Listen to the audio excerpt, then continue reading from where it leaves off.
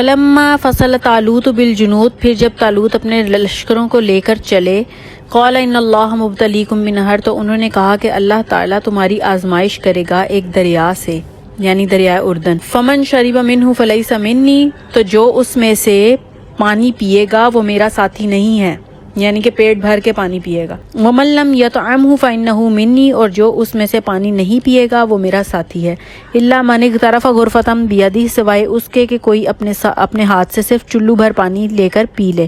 اصل میں ہر کمانڈر کے لیے ضروری ہوتا ہے کہ وہ کسی بھی بڑی جنگ سے پہلے اپنے ساتھیوں کے جوش و جذبے اور عزم و حوصلے کو پرکھے اور ڈسپلن کی حالت کو دیکھے۔ چنانچہ رسول اللہ صلی اللہ علیہ وسلم نے بھی غزوہ بدر سے قبل مشاورت کی تھی کہ مسلمانوں، ایک طرف جنوب سے کیل کانٹے سے لیس ایک لشکر آ رہا ہے اور دوسری طرف شمال سے مال و اسباب سے لدا پھندا ایک قافلہ آ رہا ہے۔ اللہ تعالیٰ نے وعدہ فرمایا ہے کہ ان دونوں میں سے ایک تمہیں ضرور ملے گا، بتاؤ کدھر چلیں۔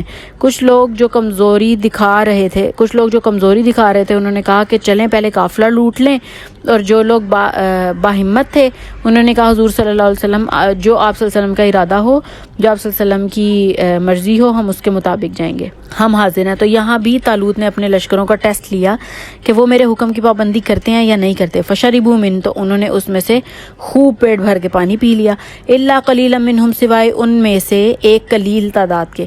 فلما جاوزہ هو والذین آمنوا معہ، تو جب دریا پار کر کے آگے بڑھے طالوت اور اس کے ساتھی اہل ایمان، واضح رہے کہ سب سے پہلی اسکریننگ پہلے ہو چکی ہے، ان میں سے جو قتال ہی کے منکر ہو گئے تھے اور پہلے ہی الگ ہو چکے تھے، اب یہ دوسری چھلنی تھی جس میں سے انہیں گزرنا تھا۔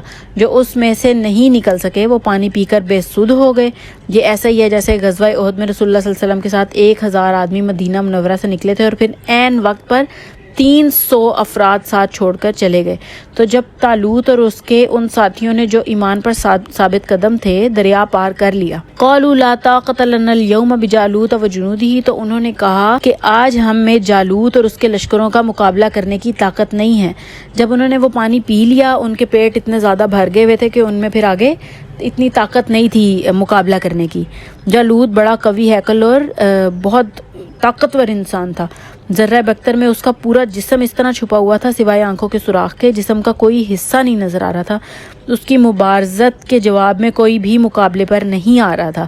قال الذین یظنون انہم ملاقو اللہ کم من فئۃ قلیلۃ غلبت فئۃ کثیرۃ باذن اللہ، تو کہا ان لوگوں نے جو یقین رکھتے تھے کہ انہیں اللہ سے ملاقات کرنی ہے کہ کتنی مرتبہ ایسا ہوا ہے کہ ایک چھوٹی جماعت بڑی جماعت پر غالب آ گئی ہے اللہ کے حکم سے۔ سو تم آگے بڑھو، ہمت کرو، اپنی کم ہمتی کا ثبوت نہ دو، اللہ تعالیٰ کی نصرت اور مدد سے تمہیں فتح حاصل ہو جائے گی۔ واللہ مع الصابرین، اور اللہ تو صبر کرنے والوں کے ساتھ ہے۔ ولما برزوا لجالوت وجنودہ، اور جب وہ مقابلے پر نکلے جالوت اور اس کے لشکروں کے، بارزہ کے معنی ہیں ظاہر ہو جانا، آمنے سامنے آ جانا۔ اب دونوں لشکر میدان میں آمنے سامنے آ گئے ہیں، ادھر طالوت کا لشکر اور ادھر جالوت کا لشکر۔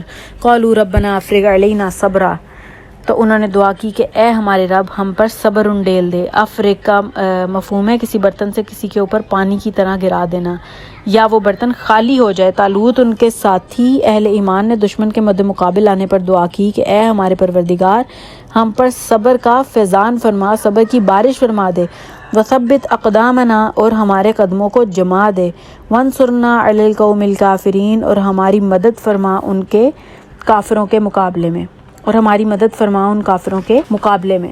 یہ دعا گویا اہل ایمان کو تلقین کی جا رہی ہے کہ جب بدر کے موقع پر تمہارا کفار سے مقابلہ ہو تو تمہیں یہ دعا کرنی چاہیے،